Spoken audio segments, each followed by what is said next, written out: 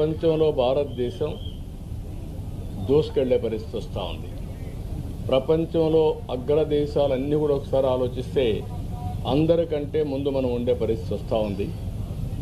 ఇటీవల కాలంలో అభివృద్ధి జిఎస్డిపి గ్రోత్ రేట్లో మనం నెంబర్ 1 ఉన్నాం. ఈరోజు 5వ ప్లేస్లో ఉన్నాం. ఇంకొక 2 సంవత్సరాల్లో 3వ ప్లేస్కి రాబోతున్నాం. 2047కి వికసిత్ భారత్ ద్వారా భారతదేశం 1వ ప్లేస్ కానీ 2వ ప్లేస్ కానీ ఉంటుంది. ఇంకొక 2 సంవత్సరాల తర్వాత మీరు ఒకసారి చూస్తే 2028 నుంచి ప్రపంచంలో ఫాస్టెస్ట్ గ్రోయింగ్ ఎకానమీగా ఇండియా ఉంటుంది. అందుకే ఇలాంటి శక్తులు కొన్ని ఇండియాలో ఇలాంటి అభద్రతాభావం అస్థిరతను క్రియేట్ చేయాలనుకుని ఆలోచిస్తున్నారు. అవి జరగవు అని చెప్పవలసిన బాధ్యత మనందరిపైన. కేంద్ర ప్రభుత్వం సార్స్ వీసాలు అండ్ స్పేసెస్ వీసాలు కూడా క్యాన్సిల్ చేయడం జరిగింది. 2 దేశాల మధ్యలో ఉన్న అంటే పాకిస్తానీలు ఎవరైనా ఇండియాలో ఉండుంటే 48 అవర్స్లో బయటకు వెళ్ళిపోవాలని చెప్పి హెచ్చరించడం జరిగింది. దీన్ని ఏ విధంగా చూడాలి సార్?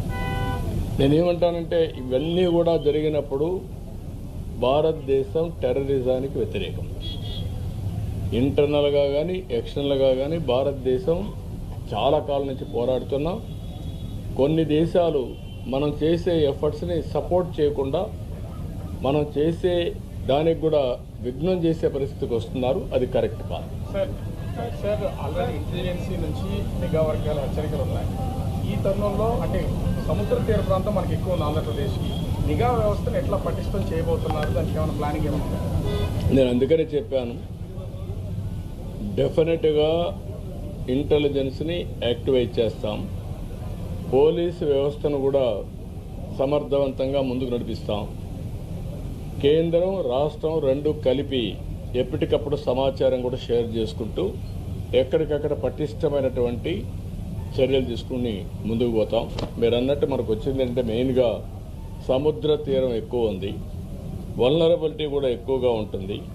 అలాంటి సమయంలో జాగ్రత్తగా ఉండడమే కాకుండా అప్రమత్తంగా ఉండాల్సిన బాధ్యత మన పైన ఉంది.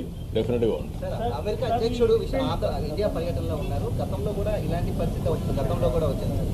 అంటే ఏం చెప్తారు సార్ దానికి సంబంధించి? అంటే మోదీ గారు కూడా ఇండియాలో లేనప్పుడు ఈ అటాక్ జరగడం అంటే అసలు కుట్ర కూడా ఉందని చెప్తున్నారు సార్. దాని నేనేమంటానంటే ప్రతి ఒక్క దానికి కూడా ఒక ప్లానింగ్ ఉంటుంది, ఒక టైమింగ్ ఉంటుంది.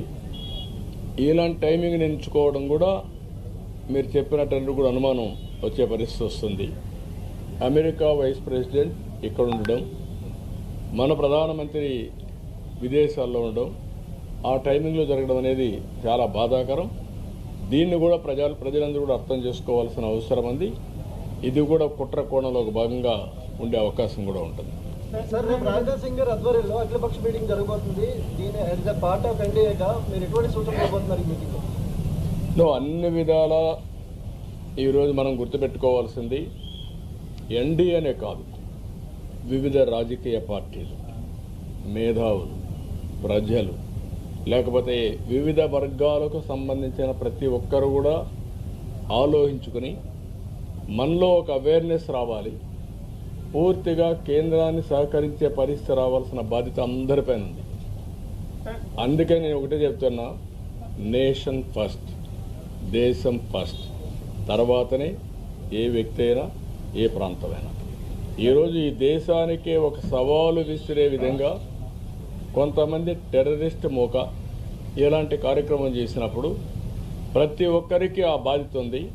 ప్రతి ఒక్కరు కూడా దేశభక్తితో ముందుకొచ్చి ఇలాంటి చర్యల్ని ప్రతిఘటించడమే కాకుండా ఎంత వీలైతే అంత స్ట్రాంగ్గా ఖండిస్తే తప్ప మన రాష్ట్రాన్ని, మన దేశాన్ని మనం కాపాడుకునే పరిస్థితి ఉండవు.